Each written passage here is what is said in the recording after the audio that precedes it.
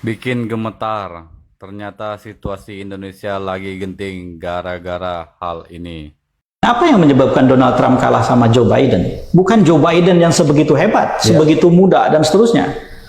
Bukan, tapi ada silent majority yang tiba-tiba mengatakan enough is enough, saya tidak boleh lagi diam. Oke. Kalau mereka orang NU kira-kira fikih mewajibkan saya untuk memihak kali ini. Tidak lagi bisa saya netral gitu. Maka kemudian berpihaklah mereka. 4 faktor ini bukan tidak mungkin tersedia sekarang ini. Oke. Nah, apalagi kalau nanti kita rinci ini. Oke. Jadi, ketika saya mengatakan ini, saya sebetulnya menjalankan fungsi dan kewajiban saya sebagai warga negara yang diatur konstitusi. Dan satu hal yang menurut saya Pak Jokowi harus dengar betul adalah, mohon diingat Pak Jokowi, bahwa Anda sebagai presiden tumbuh dari satu akar yang sangat kuat, yaitu populisme yang dibiarkan berkembang oleh demokrasi. Bagaimana hati rakyat, dukungan rakyat itu bisa diambil alih dengan berbagai cara, tindakan-tindakan populer, entah itu pencitraan atau apapun, itu diskusinya berbeda. Tetapi nyatanya Anda mendapatkan dukungan dan cukup untuk menjadi wali kota 2 kali, gubernur 1 kali, presiden 2 kali. Tetapi jangan lupa, kalau kemudian akar itu yang justru keropos, Anda berbuat seenaknya dan kemudian publik, warga, masyarakat, rakyat merasa rasa keadilan mereka tercederai, mereka merasa dikhianati. Sebagai pohon sebesar apapun, ketika akarnya keropos, akarnya kering, akarnya sakit, tumbang gitu. Dan jangan salahkan orang lain kalau itu terjadi.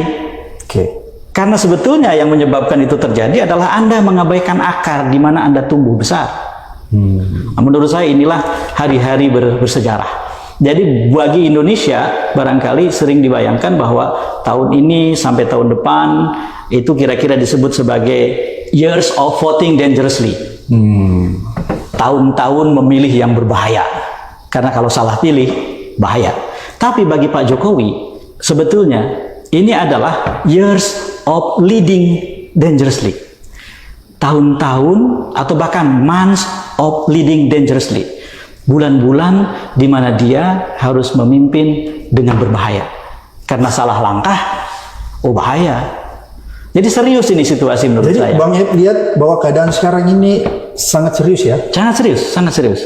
Oke. Sangat serius. Karena itu Dan kita saya mengatakan ini dengan segala feeling, insting yang terbangun pada saya. Sebagai orang yang berkuliah di jurusan ilmu politik dari tahun 87. Dari tahun 89 saya mengajar di UI sebagai asisten dosen, sampai kemudian saya mendirikan Polmark Indonesia 2009, 20 tahun.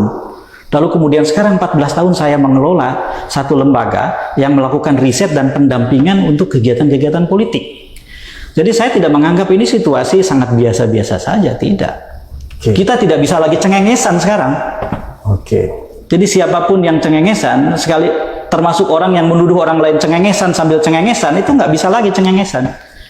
Cengengesan bukan jalan keluar sekarang. Ini lebih serius dari itu bos gitu. Kira-kira kita mau bilang begitu ke mereka. Gemetar aku ini. Makanya Pak, jangan bermain api. Rakyat benar-benar marah.